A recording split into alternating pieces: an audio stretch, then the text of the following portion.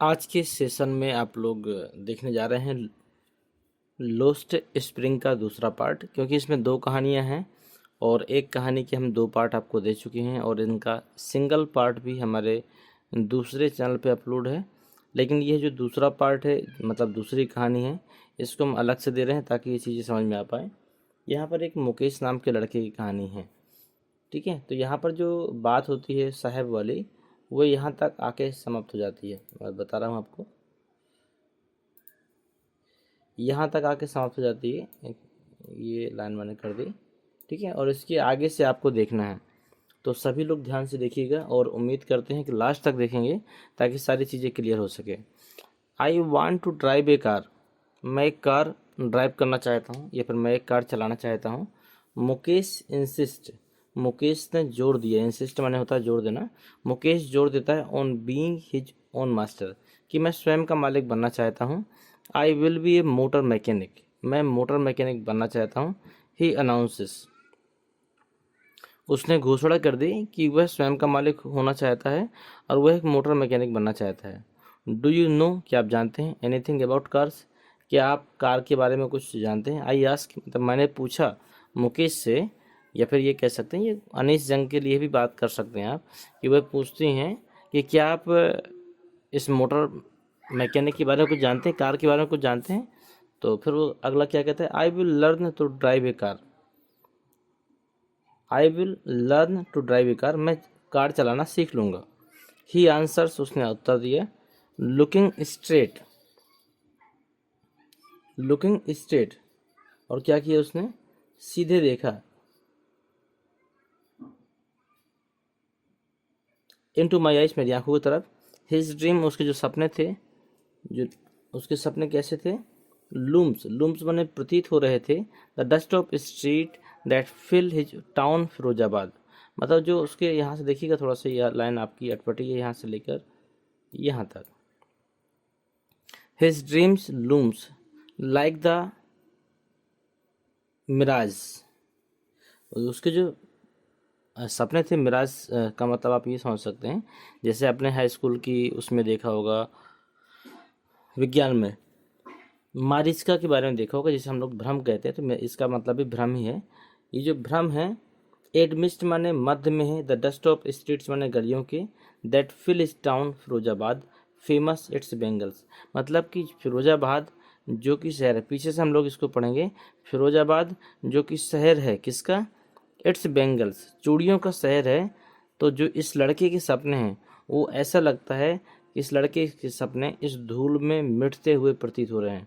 His dreams माने उसके सपने, लूम्स माने प्रतीत हो रहे हैं, लाइक द मिराज माने भ्रम की तरह, एडमिस्ट माने मध्य में, द डस्ट ऑफ स्ट्रीट्स, मतलब डस्ट माने मिट्टी, ऑफ स्ट्रीट माने गलियों, मतलब उसके जो सपने हैं इस डस्ट भरी गलियों में मिटते हुए प्रतीत हो रहे हैं, या समाप्त होते हुए प्रतीत हो रहे हैं। That fill is town Firozabad, famous for its bangle, जो कि फिरोजाबाद की फेमस चूड़ी वाले शहर के बीच में है, ठीक है। इसका थोड़ा सा दो बार देख लीजिएगा, समझ में आ जाएगा। एवरी अदर फैमिली, प्रत्येक अन्य परिवार, इन फिरोजाबाद माने फिरोजाबाद में, इज एंगेज्ड माने जुड़ा हुआ है, इन मेकिंग बेंगल्स, चूड़ी बनाने में जुड़ा हुआ है। It is the centre of India's glass blowing industry, ये जो भारत की कहा जाए तो सबसे बड़ी कांच उद्योग फैक्ट्री है, मतलब जहाँ पर चूड़ियों का काम होता है और अन्य कांच के पॉट बनाए जाते हैं, बर्तन, खूबसूरत खूबसूरत गुलदस्ते बनाए जाते हैं, मतलब कांच की सारी कारीगरी के जो काम है, उसकी सबसे बड़ी इंडस्ट्री जो है अपने भारत की, वो आपकी फिरोजाबाद में ही मानी जाती है। Where families have spent generation, जहाँ पर परिवारों ने स्पेंट माने खर्च कर दिए, जनरेशन माने पीढ़ियाँ, वर्किंग अराउंड फर्नेस माने उस भट्टियों की आग इर्द गिर्द में अपनी पूरी पीढ़ियों को समाप्त कर दिया है, ठीक है, ये खर्च कर दिया है।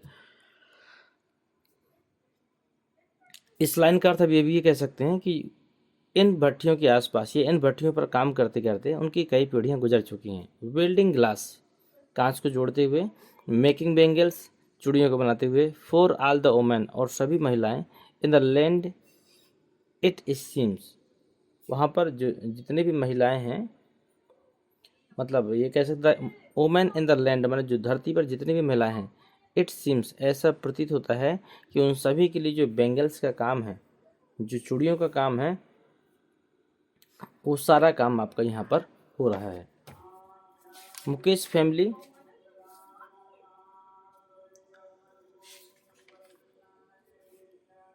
मुकेश का जो परिवार है इज अमंग ऑफ देम, उनमें से ही एक है। नन ऑफ देम, इनमें से कोई भी नहीं, दो माने जानता है। दैट इज इनलीगल, कि ये गलत है। फॉर चिल्ड्रन माने बच्चों के लिए। लाइक हिम, उसके जैसे, मतलब ये कोई नहीं जानता है कि उनके जैसे बच्चों से इस तरह का काम करवाना ये इनलीगल है, मतलब गलत है, कानूनी अपराध है। To work in the glass furnace, मतलब इस तरह के कांच के भट्ठियों में इसके जैसे लड़कों से काम करवाना, और वो भी कैसे, विथ हाई टेम्परेचर, इतने हाई टेम्परेचर में। फिर से इसको देख लीजिएगा, यहाँ से लेकर आपको यहाँ तक देखना है। मतलब none of them know that it is illegal for children like him to work in the glass furnace with high temperature, मतलब इतने अधिक टेम्परेचर में जो कांच की फैक्ट्री है वहाँ पर इनके जैसे लड़कों से काम करवाना एक प्रकार से कानूनी अपराध है। इन डिंगी सेल्स, इन डिंगी सेल्स माने इतनी छोटी कोठरियों में, विदाउट एयर एंड लाइट, बिना हवा और बिना लाइट के, दैट द लॉज, जो कि कानून है, इफ़ इन्फोर्स्ड, यदि लागू कर दिए जाए, मतलब ये जो लाइन है ये ऊपर वाले में ही जुड़ा है, ठीक है, इसको हम ऊपर वाले में ही जोड़ देते हैं। फिर से ऊपर वाले वाक्य को हम दोहरा देते हैं। इतनी छोटी कोठरी में बिना हवा और लाइट के या बिना हवा और प्रकाश के इतने हाई टेम्परेचर में कांच की भट्टियों में काम करना इनके जैसे लड़कों के लिए एक तरीके से कानूनी अपराध है। इनमें से कोई नहीं जानता है कि इट इज़ इनलीगल, कि यह बिल्कुल गलत है। इतने हाई टेम्परेचर और इतनी छोटी कोठरी में बिना हवा और लाइट के इतने हाई टेम्परेचर में काम कराना इतने छोटे लड़कों के लिए इनलीगल है। That is law if enforce, यदि इनके लिए इन्फोर्स माने लागू कर दिया जाए, ला माने कानून को, यदि इसके लिए कानून को लागू कर दिया जाए तो कुड गेट हिम, तो छुटकारा मिल जाएगा उनको। And all those 20,000 children out of the hot furnace, लगभग 20,000 जो लोग हैं, फिर से ध्यान दीजिएगा, if enforcement could get him, यदि इनके लिए कोई कानून निकाल दिया जाए, गेट हिम माने निकाल दिया जाए, and all those 20,000 children out of the hot furnace, तो लगभग 20,000 बच्चों को इस गर्म भट्टी से बचाया जा सकता है या फिर बाहर निकाला जा सकता है। वेयर दे स्लोग, जहाँ पर ये कठिन परिश्रम करते हैं, देयर डे लाइट, दिन के घंटों में, डे लाइट आवर माने दिन के घंटों में ये कठिन परिश्रम करते हैं। और फिर माने प्रायः, लूजिंग माने खो देते हैं, द ब्राइटनेस माने रोशनी को, ऑफ दियर आइस माने अपनी आँखों की, और ध्यान से देखिएगा, और फिर माने प्रायः लूजिंग खो देते हैं, द ब्राइटनेस माने चमक, ऑफ दियर आइस माने अपनी आँखों की। मुकेश आइस भीम, मुकेश की आंखों में क्या हो जाती है, चमक आ जाती है। एज माने जैसे ही volunteers to take me home, जैसे वो मुझे घर ले जाने के लिए इंसिस्ट करता है, मतलब घर ले जाने के लिए मुझे कहता है,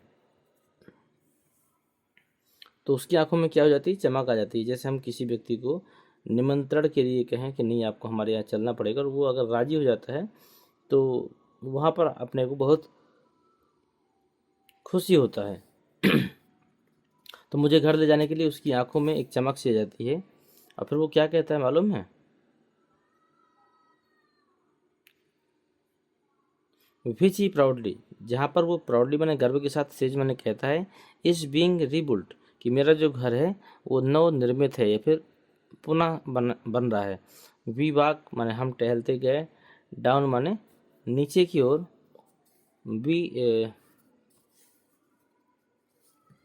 वी वॉक डाउन माने हम गुजरते गए या टहलते गए, स्ट्रिंकिंग माने बदबूदार, लेंस माने गलियों में, चोक्ड माने जो भरी पड़ी थी, विथ गार्बेज माने कूड़े कचड़ों से, पास्ट होम ये पिछड़े हुए घर, दैट रिमेन जिसमें बचे हुए थे क्या, होबिल्स माने झोपड़ियाँ, विथ क्रम्बलिंग वॉल्स जिसकी दीवारें ढह रही थी, ठीक है। यह क्रम्बलिंग माने कांपता भी कह सकते हो, या फिर कह सकते हो ढह रही थी।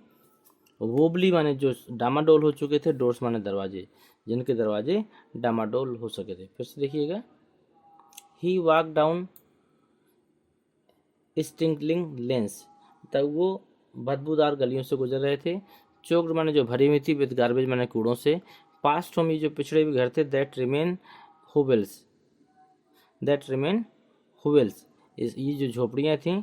विथ क्रम्बलिंग वॉल्स, इनकी दीवारें कांप रही थीं, या फिर कह सकते हो ढह रही थीं। वोबली डोर्स, और इसके डामाडोल जो दरवाजे थे। नो विंडोज, इनमें कोई विंडोज नहीं थी, खिड़कियां नहीं थी। Crowded with families of humans, इनके अंतर्गत क्या क्या था। क्राउडेड माने भीड़ थी। विथ फैमिलीज, इनके अंदर मतलब उन जो घर थे। फिर से ध्यान दीजिएगा, हो सकता है ये चीज़ आपको समझ में ना आ रही हो, कि हम ऐसी जगह से गुजर रहे थे जहाँ पर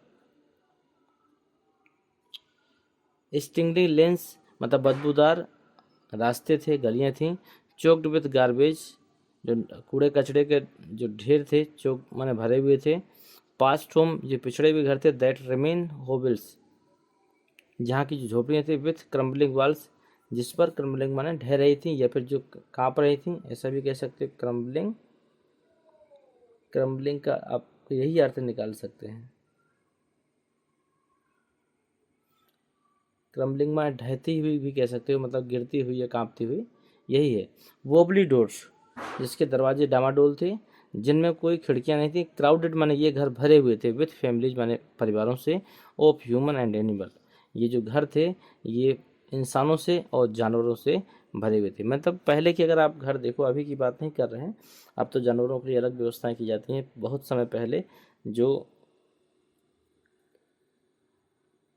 आदिवासी लोग होते थे, वो खुद के रहने की और जानवरों के रहने की लगभग एक ही जगह रखते थे।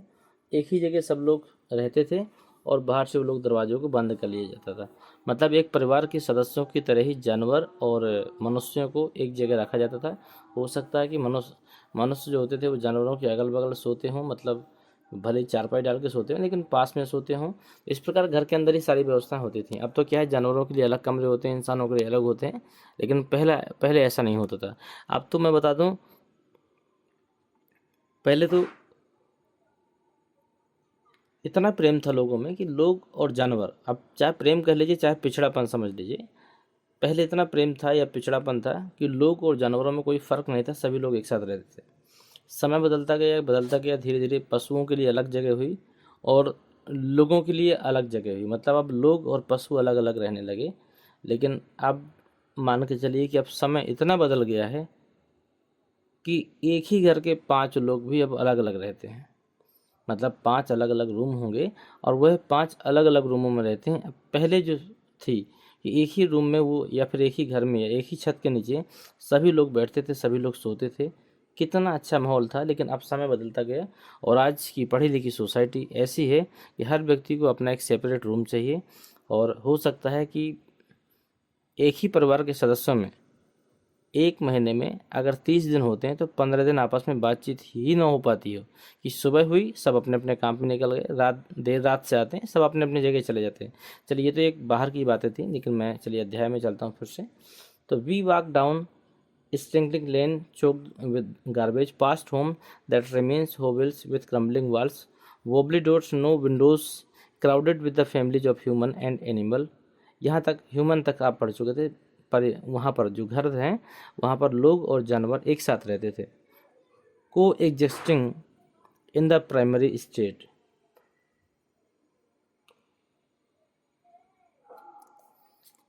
प्रिमेवल स्टेट लिखा हुआ है। इसका मतलब आप क्या कह सकते हैं कि जो आदिकाल था या आदिम काल था, ये जो पहले का समय था, उस समय पे जो लोग और जानवर सब लोग एक साथ ही रहते थे। ही स्टॉप्स, वह रुक जाता है। एट द डोर माने एक दरवाजे पर। ऑफ वन सच हाउस, उनमें से किसी एक घर पर वो रुक जाता है। बैंक्स ए वोबली और आयरन डोर, जो कि एक डामाडोल दरवाज़ा था। विथ हिज फूट, वह अपने पैरों से, एंड पुश इट ओपन, और वह अपने पैरों से धक्का देता है और वह क्या होता है, खुल जाता है। वी इंटर, हम प्रवेश कर जाते हैं। ए हाफ बुल्ट शेक, एक अर्ध बनी झोपड़ी में हम प्रवेश कर जाते हैं। In one part of it, उसका एक भाग यह था, टेज्ड जो घास फूस से बनी थी, या फिर कह सकते हैं छप्पर से बनी थी, टेज्ड माने छप्पर कह सकते हैं, छप्पर था, विथ डेड ग्रास मरी हुई घास, तो ये कह सकते हैं घास फूस का छप्पर बना हुआ था। एज ए फायरवुड, वहाँ पर एक फायरवुड स्टोव था, मतलब चूल्हा था। Over which sits a large vessels, जिसके ऊपर एक बड़ा भगोना रखा हुआ था। ऑफ सिजलिंग, ऑफ सिजलिंग माने जिसमें विसल्स माने होता है पतीला या फिर भगोना भी कह सकते हैं। ऑफ सिजलिंग स्पेंच लिप्स, जिस पर जो पालक की पत्तियां थी वह उबल रही थी। ऑन द ग्राउंड, और धरती में, इन लार्ज एल्युमिनियम प्लेटर्स, और धरती में एक एल्युमिनियम का बहुत बड़ा प्लेट रखा हुआ था। आर मोर चॉप्ड, जिसमें बहुत सारी कटी हुई थी क्या, वेजिटेबल्स, जिसमें बहुत सारी सब्जियां कटी हुई थी। ए फ्रेल यंग वुमेन, एक कमज़ोर नौ युवती, मतलब जो कम उम्र की जो लड़की है उसके लिए है, लेकिन शादी हो चुकी। ए फ्रेल यंग वुमेन, एक कम उम्र की नौयुवती, इज कुकिंग पका रही थी, the evening meal for the whole family, वह पूरे परिवार के लिए शाम का भोजन पका रही थी। थ्रोट आइस फील्ड, उसकी आंखें भरी हुई थीं, विथ स्मोक माने धुएं से। सी स्मेल्स, वो मुस्करा रही थी। She is the wife of Mukesh elder brother, वह मुकेश के बड़े भाई की पत्नी थी। ध्यान से देते जाइएगा। Not much older in year, वो उसकी उम्र बहुत अधिक नहीं थी, मतलब उसकी, वह मुकेश के बड़े भाई की पत्नी जरूर थी, लेकिन उसकी उम्र मुकेश की उम्र के ही आसपास थी। She has begun to command respect, she is begun to command respect, उसको सम्मान मिलने लगा था। इज द बहू, उसको बहू के रूप में सम्मान मिलने लगा था। द डॉटर ऑफ ला माने जो बहू होती है, ऑफ द हाउस माने घर की, already in charge of 3 man, मतलब जो बहू थी उस घर की, उसके ऊपर 3 लोगों का चार्ज था। चार्ज की मतलब होता है जिम्मेदारी, उसके पास 3 लोगों की जिम्मेदारी थी। कौन कौन थे, हर हस्बैंड उसका पति, मुकेश एंड दियर फादर, और उनके पिता। इस प्रकार 3 लोगों की जिम्मेदारी उसके ऊपर थी। When the older man enter, जब बुजुर्ग व्यक्ति ने प्रवेश किया, तो सी जेंटली, वह धीरे से, विड्रॉल माने खिसक गई या फिर वापस हो गई, बिहाइंड द ब्रोकन वॉल्स, उस टूटी हुई दीवार के पीछे खिसक गई। एंड ब्रिंग हर वाइल्स, और ब्रिंग माने ले आई, हर वाइल्स मैंने अपना आवरण, क्लोजर टू हर फेस, और अपने फेस को ढक लिया। एज कस्टम डिमांड्स, यही जो रीति है, ये मतलब ये कस्टम डिमांड्स है, यहाँ ध्यान दीजिएगा अगर आप भूल रहे हों तो। एज कस्टम डिमांड्स, यही आपका परंपरा है कि डॉटर इन लामा जो बहू होती है, मस्ट वाइल, वो घूंघट कर लेती है, दियर फेसेस माने अपने चेहरे में, बिफोर मेल एल्डर्स, जब भी उसके सामने कोई बड़े उम्र के मेल आते हैं, बड़े उम्र के जो पुरुष आते हैं, तो वह अपने चेहरे में घूंघट कर लेती है। इन दिस केस, इस केस में, द एल्डर माने जो बूढ़ा व्यक्ति था, ये जो बड़ा व्यक्ति था, इज एन एम्पावर्ड, मतलब एक गरीब था, बैंगल्स मेकर। इस केस में अगर हम देखें तो यहाँ पर एक गरीब चूड़ी बनाने वाला व्यक्ति था जो बुजुर्ग था। डिस्पाइट लॉन्ग ईयर, जो कि लंबे समय से, ऑफ हार्ड लेबर, कठिन परिश्रम कर रहा था। फर्स्ट एज टेलर, पहले वो एक टेलर के रूप में मेहनत कर रहा था। देन ए बैंगल मेकर, और इसके बाद में वो चूड़ी बनाने वाला बन गया। He has failed to renovate, वह फेल हो जाता है, रेनोवेट माने अच्छी व्यवस्था करने में, हाउस मतलब वह घर की अच्छी व्यवस्था करने में अस्वस्थ हो जाता है या फिर अच्छी व्यवस्था नहीं कर पाता है। Send his two son school, और अपने 2 पुत्रों को स्कूल भी नहीं भेज पाता है। ऑल ही वाज मैनेज, लेकिन फिर भी वो मैनेज करता है, टू डू, वह सब चीज़ें, टू टीच देम, सिखाने के लिए, व्हाट ही नो, जिसे वह जानता है। मतलब वह स्कूल भले नहीं भेज पाया, घर की व्यवस्था नहीं कर पाया, लेकिन फिर भी उसने मैनेज किया और वो सबको सिखाया जिसे वह जानता था। The art of making bangles, इसे हम लोग आर्ट ऑफ मेकिंग बैंगल्स कहते हैं। तो यहाँ तक की चीज़ें क्लियर हो गई हैं। एक बार आप चाहें तो एक बार दोबारा भी मैं देख सकता हूँ, ठीक है। तो अगर कोई चीज़ क्लियर ना हुई हो तो दोबारा देख लेते हैं यहाँ से। मुकेश फैमिली, इस बार हम लोग तेज़ी से देखेंगे। Mukesh family is among them, Mukesh की परिवार उसमें से एक था। None of them know that is illegal for children like him to work in the glass furnace with high temperature in डिग्नी cells without air and light, मतलब बिना इतनी छोटी कोठरी में बिना हवा और बिना प्रकाश के इतने हाई टेम्परेचर में ग्लास फैक्ट्री में काम करना एक बच्चों के लिए बहुत ही आपराधिक काम है, इनलीगल काम है। यह इनमें से कोई भी नहीं जानता। आगे दैट्स द लॉ इन्फोर्स्ड, यदि इसके लिए कोई नियम बन जाए या फिर कोई कानून बन जाए तो could get him and all those 20,000 children out of the hot furnace, तो लगभग 20,000 बच्चों को उस गर्म भट्टियों से बचाया जा सकता है। Where they slog their day lights hour, जिसमें वो दिन के घंटों में काम करते हैं। ऑफन माने प्रायः, लूजिंग माने खो देते हैं, the brightness of their eyes, और प्रायः अपनी आंखों को खो देते हैं या फिर आंखों की रोशनी को खो देते हैं। Mukesh eyes beam as a volunteers to take me home, Mukesh की आंखें खुशी से चमक गईं जब उसने मुझे घर ले जाने के लिए निमंत्रण किए, फिर मुझे घर ले जाने के लिए उसकी आंखों में एक चमक सी आ जाती है जब वो मुझे घर ले जाता है। यह कहता है विच ही प्राउडली सेज इट बीइंग रिबुल्ड, उसने बहुत गर्व के साथ मुझसे कहा कि उसका घर रिबुल्ड दोबारा बन रहा है। वी वॉक डाउन, हम टहलते गए। श्रिंकिंग लेंस माने गंदी गलियों से या फिर बदबूदार गलियों से। चोक्ड माने जो भरी हुई थी, विद गार्बेज माने कूड़ों से। पास्ट होम, जो पिछड़े हुए घर थे। दैट रिमेन होवेल्स का मतलब आप कह सकते हैं जो झोपड़ियाँ थी वो past home that remain hovels with crumbling walls, जिसकी क्रम्बलिंग वाल्स माने ढह रही थी, दीवारें ढह रही थी। वोबली डोर्स, जिसके दरवाजे जो थे वोबली माने डामाडोल हो गए थे। नो विंडोज, कोई भी खिड़कियां नहीं थी। क्राउडेड विद द फैमिलीज, वो जो घर थे वो भरे हुए थे परिवारों से।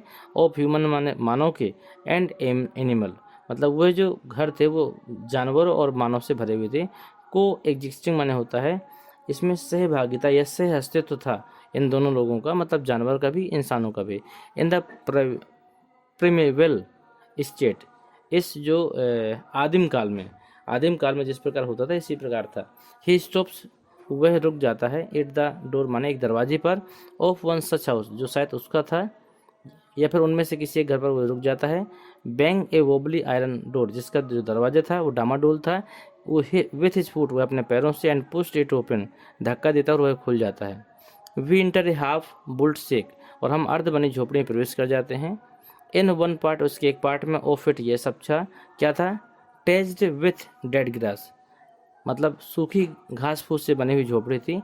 इन ए फायरवुड स्टोव, उसके पास एक चूल्हा था मिट्टी का। Over which sits a large vessels, जिस पर एक बड़ा पतीला सा रखा हुआ था। ऑफ सिजलिंग स्पिनच लीव, जिस पर पालक की पत्तियां उबल रही थी। ऑन द ग्राउंड, और धरती में।